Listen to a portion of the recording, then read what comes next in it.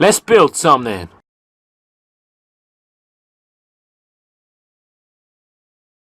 Ciao.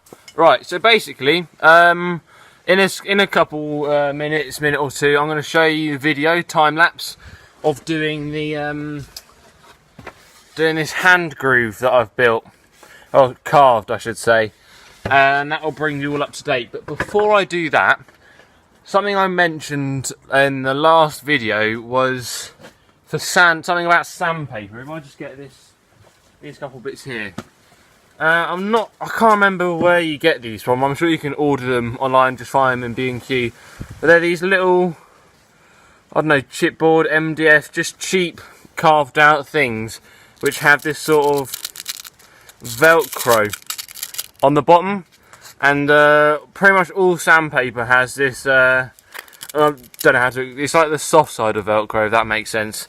But what this means is that you get a hard surface for sanding on. It's so much more efficient.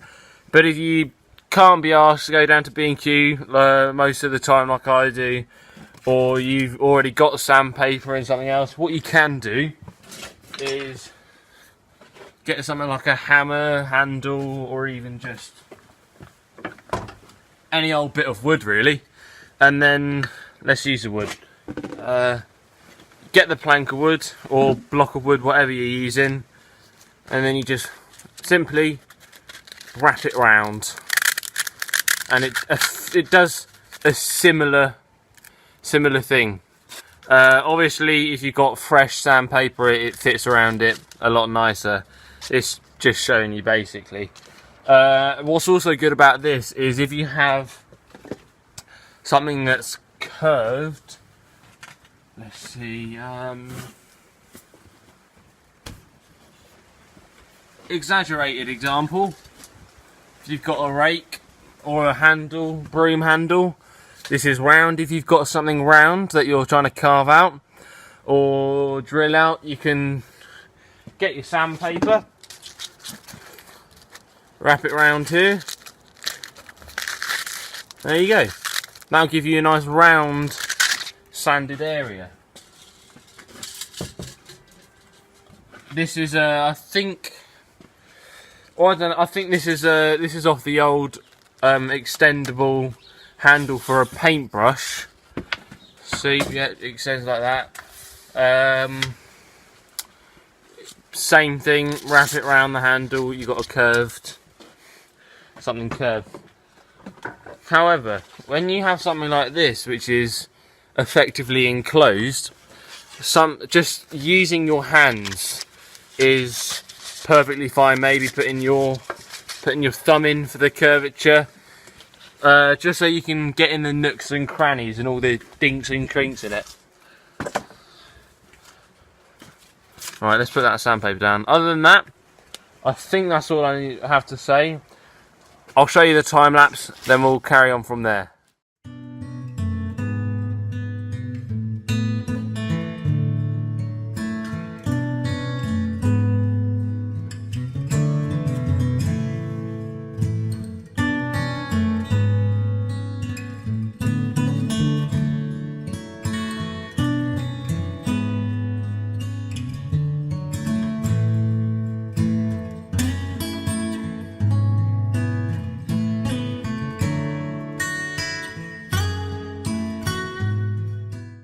Midway through that time lapse, you'll probably see either a cut or it will stop or something. But that was when we sharpened the chisel, because it was getting really hard to do, so we sharpened the chisel.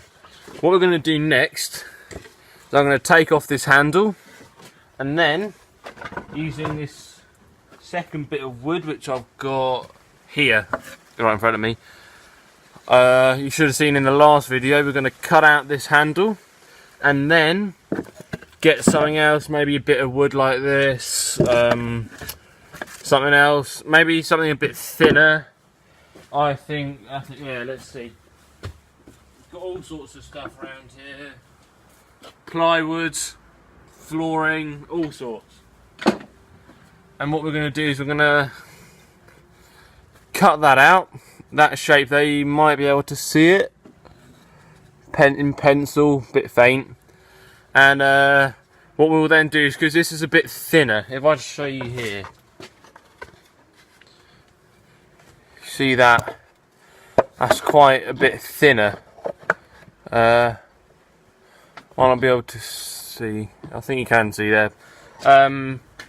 So it's basically the handle, I'd say 1.5 times the size, and so we'll add something onto the side of it, then sand it all down, make a really nice handle out of it, similar to a sword called the Messer. Main difference is a lot of swords have the the tang. The tang goes through, and then often is either screwed on with a bolt or is hammered over, and so it goes through the handle. The same thing in this sense. You've got the centre of the handle, effectively the tang, and then wood either side. So it'll be a little bit like that. I'm going to set up the workbench. Then I think you should see a time lapse or maybe some videos. Not sure, haven't done it yet. Now, actually, before I start with the time lapse, what I'm going to be using for this one is most likely going to be an electrical jigsaw. If you don't have a jigsaw, you can also use something called a coping saw, which has a very thin blade designed for going around in curves. Because if I show you, this handle, it goes up and then it curves around. Same thing up here, it curves around. And the jigsaw, it's a very unusual motion where it kind of does this. It goes down, saws. It's a really unusual motion, but what it means is you can make corners with it. Just so if you're wondering what I'm using, called a jigsaw, you can get it any B&Qs. At least that's where we got it from. I'm not sure where else you can get them.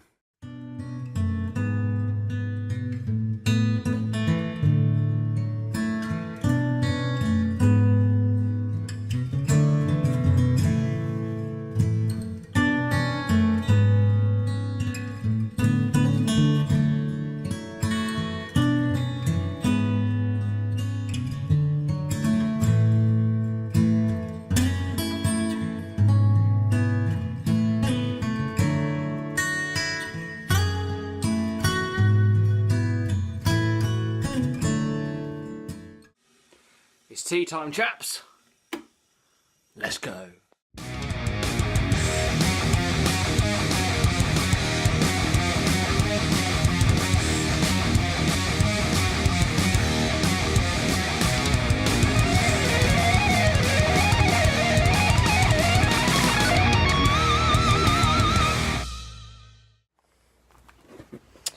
Where should we put this tea?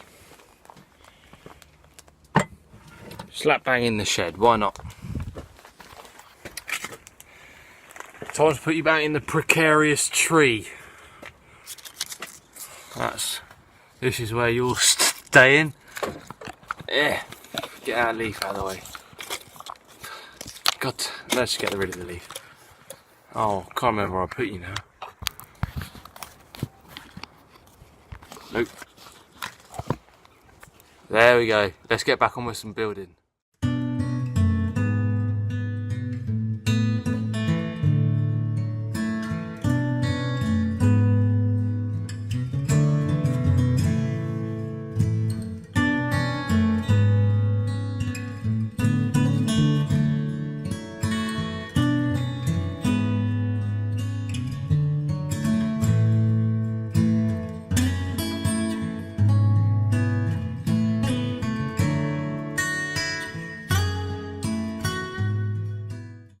Right, so what you might have seen during that time lapse is I actually had this bit of wood clamped into the workbench. For those who want to know what type of workbench is, just look up Black & Decker. That's the brand. You should see something that looks a lot like it. They're very good because they're portable. However, they're not as good as a fixed workbench or a what are they called? Or a fixed workspace. Because with those you can put a lot more pressure in, especially when you're chiseling. Because that means that it won't move. But they're still really good just to have around the shed because we put ours up there. But yeah, anyway, carrying on. The reason, but you'll have seen my dad came out and we got this thing called a G clamp out. And what this was, the reason this was before is because when we had it clamped into the actual, sorry, sun's getting in the lens. The reason we had that is because when it was clamped into the actual workbench here, it squeezed quite a lot of pressure on it, which meant that if I tried to use the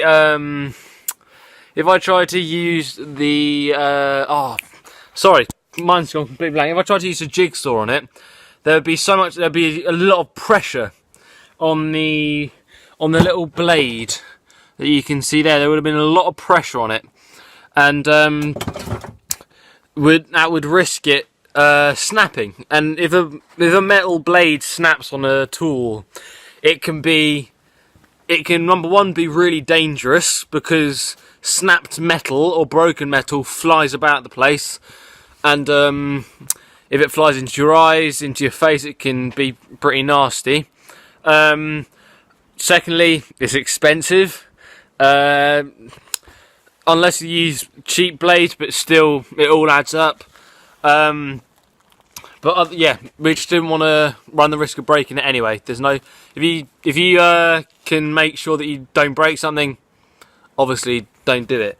The G clamp's good because we can thread it through the centre here, which gives us a lot of options when it comes to clamping it down. Now, this is halfway through. I just need to take this off around here, but I just quickly wanted to show you guys that, and if just in case you're wondering what's going on with the clamps and why Dad's come out. So yeah, back on with the time lapse.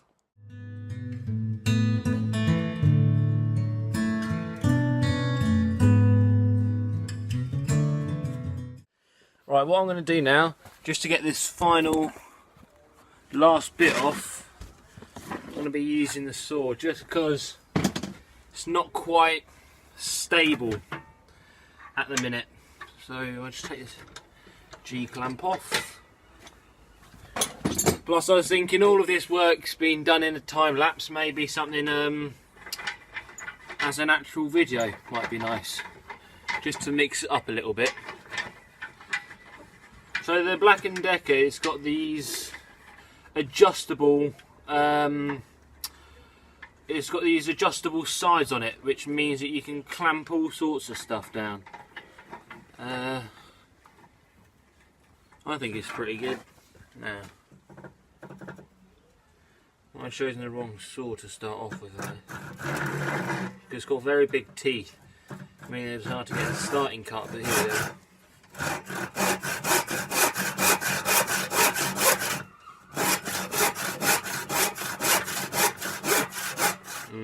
Not very tight, one sec. There we go, tighten this side up. And that side. Yeah, a lot better.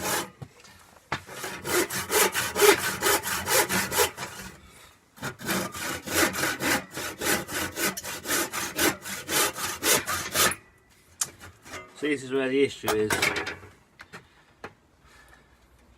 Can't get it quite tight enough.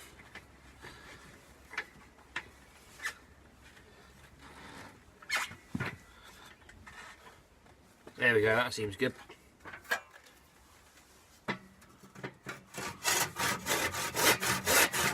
This is where you can see one of the issues with this type of workbench. You don't actually have very stable... Sometimes it tends to rock around quite a lot. Now I think I'm just going to clamp it in on the side here. Probably should have done that to begin with actually. But oh well. I'm not a very good carpenter or joiner I would like to say. This is purely just for fun. However, do know a couple useful tips and tricks. But you don't have to listen to me at all. Some of them might work for you, some tricks don't. It's all about finding what's best for you, what works for you. Different people will tell you different things. No one's right. Some might be better at one thing than the other, but no one really knows.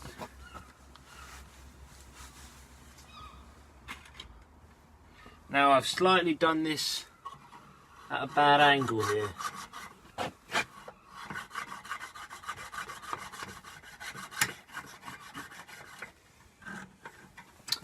Here we go.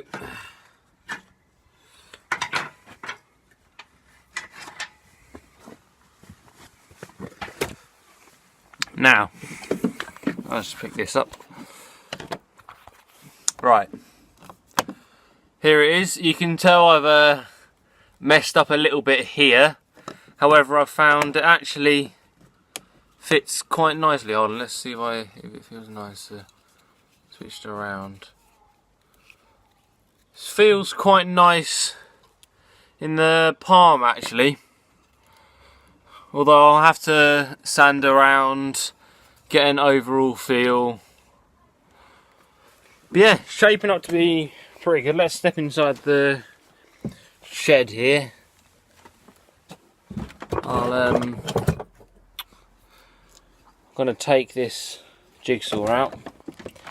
Sorry for the bad camera angle. There we go. Right, here we are.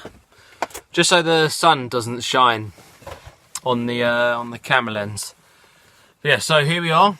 We've got our lovely handle. What I'm going to do now is I'm going to sand it around, get it all smooth, and then see how it feels, see what needs to be changed.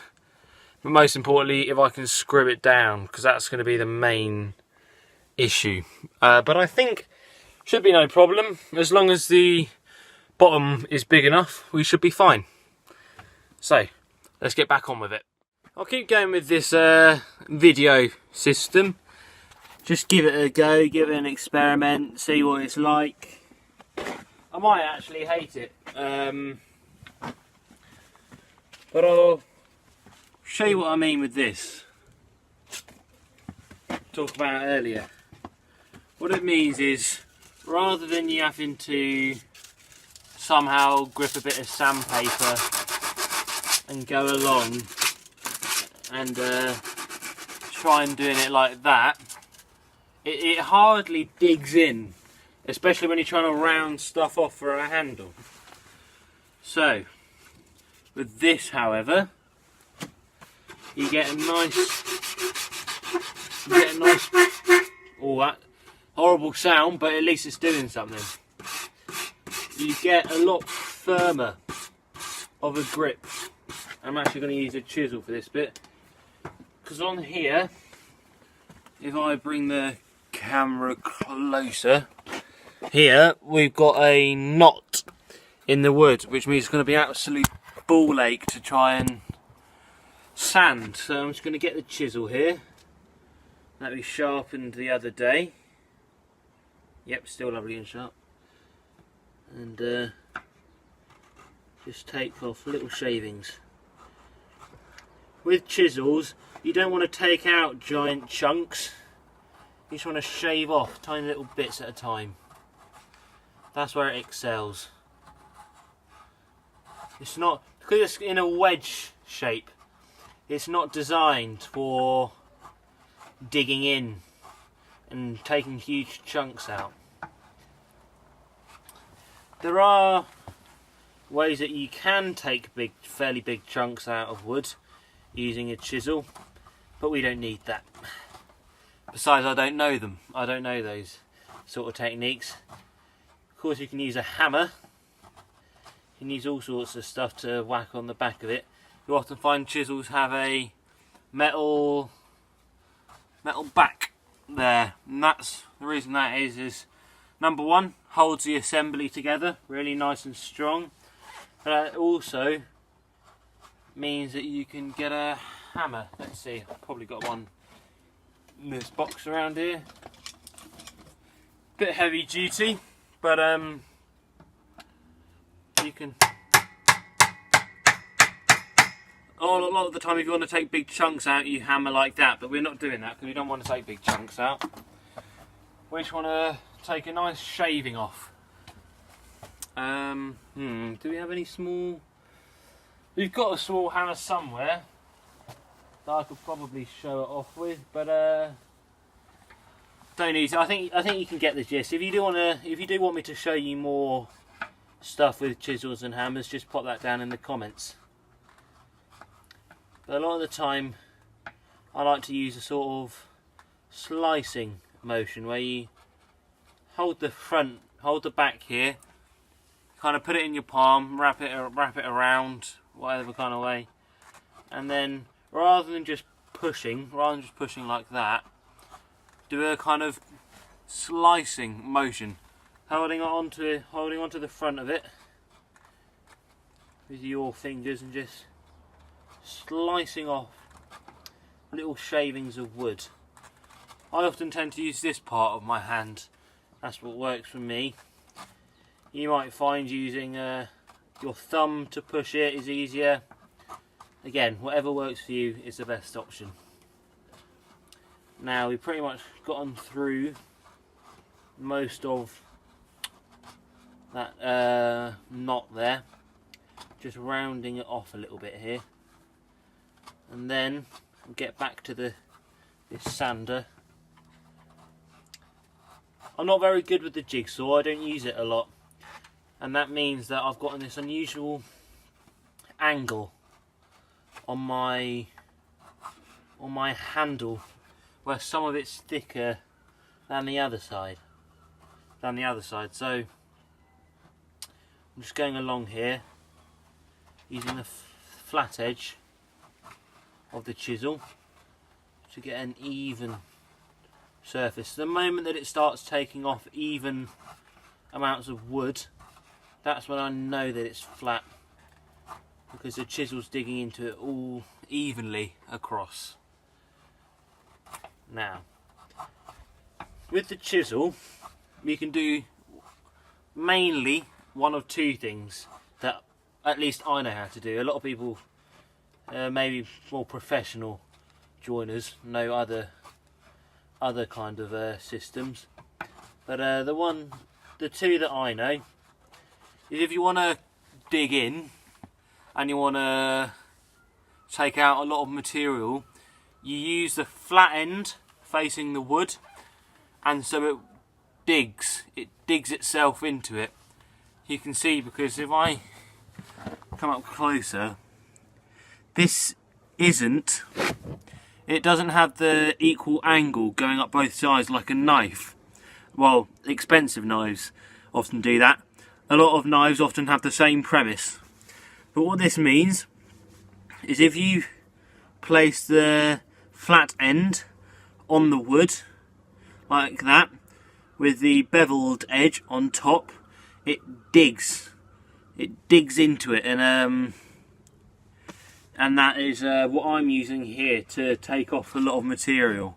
However, you will often find yourself using the beveled edge, and what this means is because the point is facing in an upwards direction in comparison to that which is facing downwards, it shaves more. If I show you here,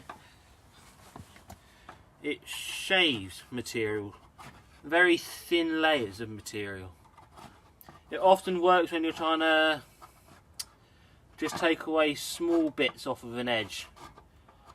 I don't really need it for here because I'm going round like that, and so it's taking a lot less material than I want it to. So that's why I'm using this flat edge to dig into the curve. Put my foot up, stabilise the workbench. You can see there, if I take my foot off, the workbench tends to rattle quite a lot, tends to shake around. I don't want that, I want it to be stable. So I put my foot on, put a little bit of weight on it so it stays still, and now you can see it's a lot more stable. And this gives you control. The main thing about the chisel, at least how I've learnt, is that you have control over it. You are using the tool. If you don't have control with chisels, it can go bad for you very quickly. There we go. Yeah, it's starting to go. It's all flat over here now. Now here, I've cut a bit too deep, so now I'm going to shave it so I can regain that smooth area.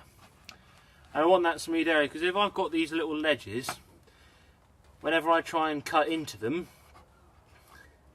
it ends up taking off a huge amount of material. Well, I say huge, a lot more material than I want to be taking off.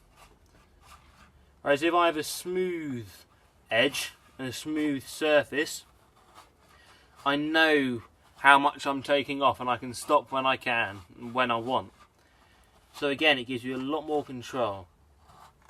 Now across this entire thing, I'm taking off a lot more even amount of wood. Whereas earlier, I was taking a very thin amount of wood off the edge. And that's what I want. I want an even top. There we go. That's lovely. Little tip, if you're doing woodwork, have a table where you can put all the stuff on. Toolboxes, drill bits, everything. Just so you're not running in and out of a shed. Helps with your tool, like me. Because then it means that you're not constantly bending down looking around for things.